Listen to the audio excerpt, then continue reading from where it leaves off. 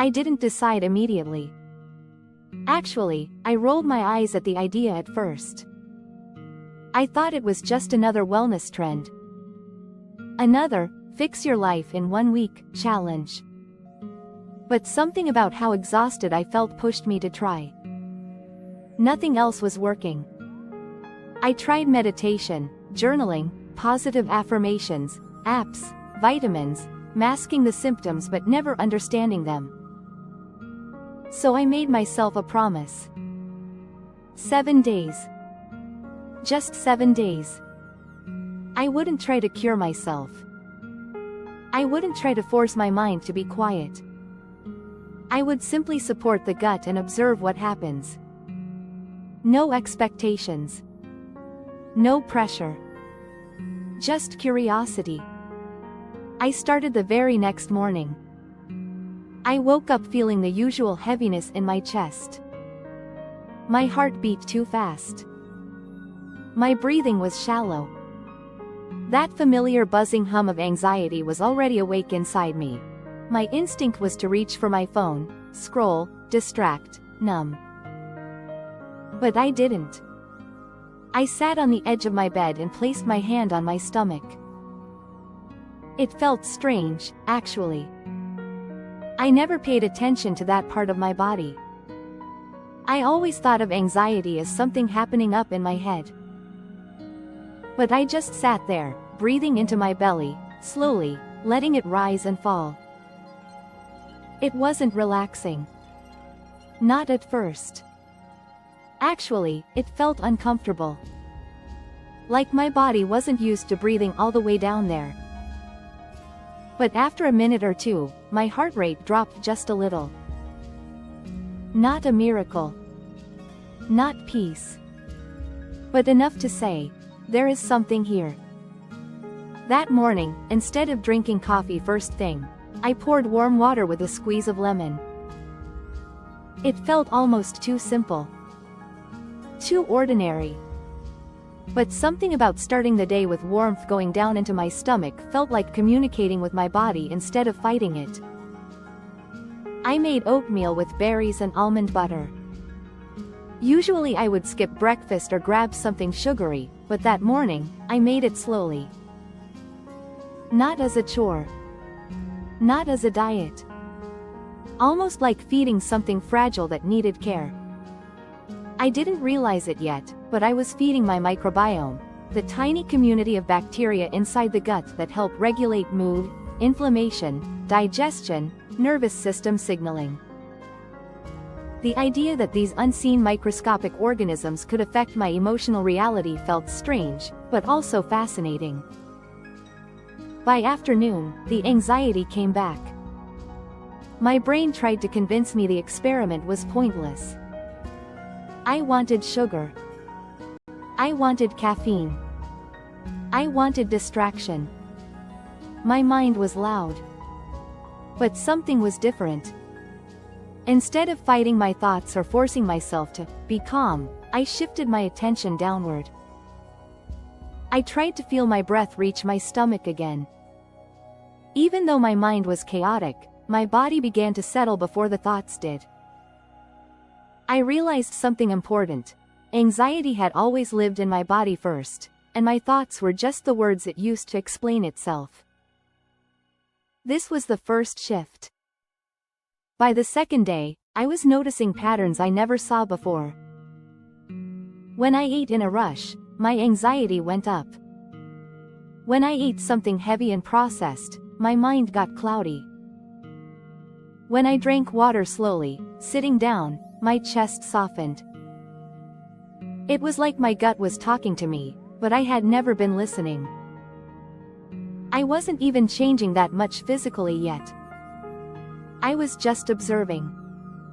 But the connection was becoming impossible to ignore. Every feeling had a physical echo.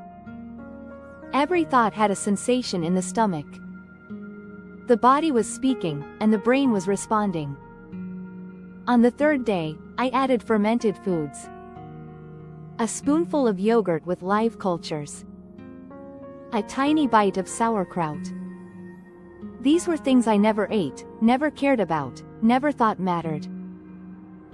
But I noticed something almost immediately. After eating them, I didn't feel heavy or foggy.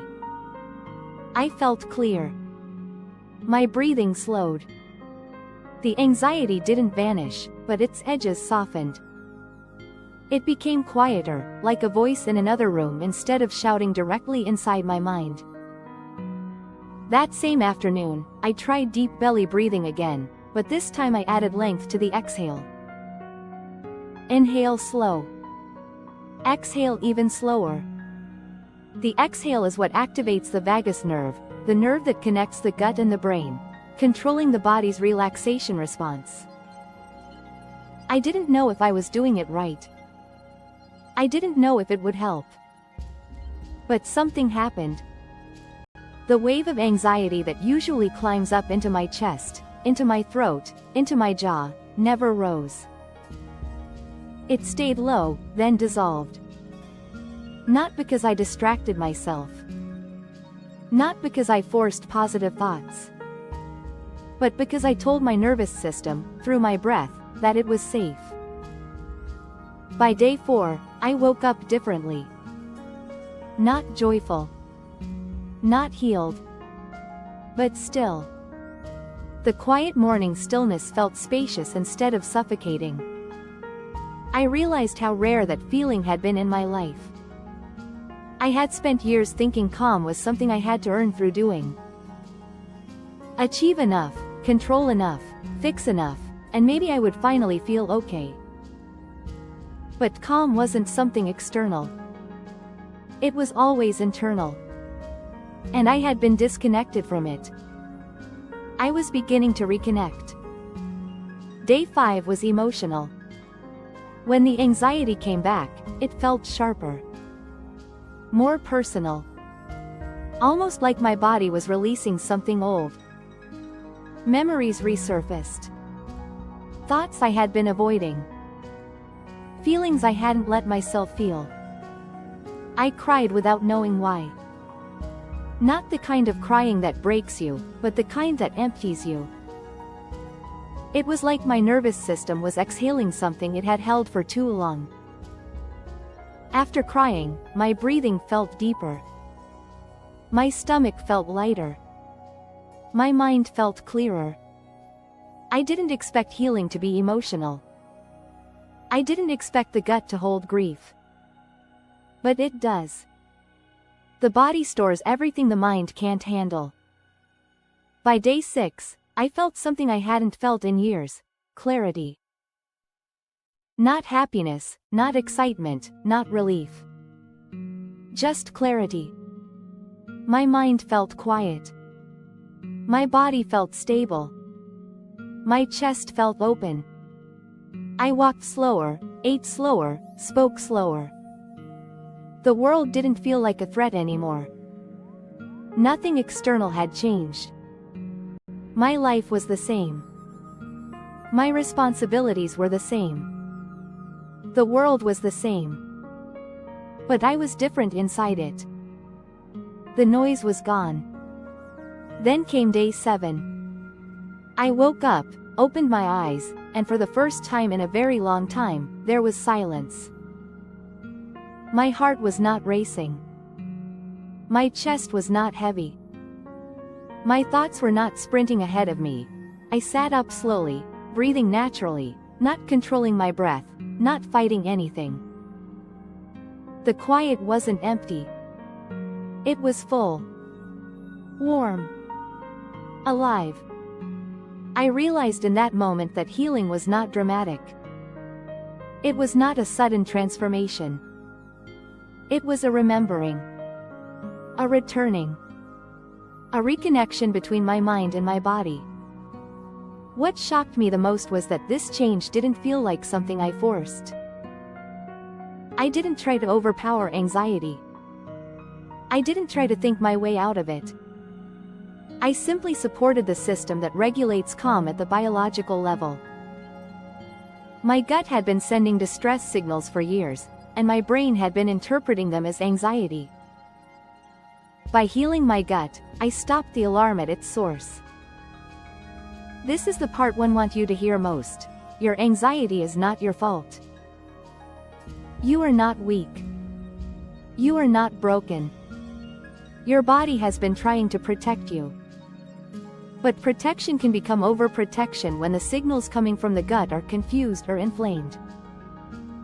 When we nourish the gut, we are not hacking the brain. We are restoring the foundation the brain depends on to feel safe.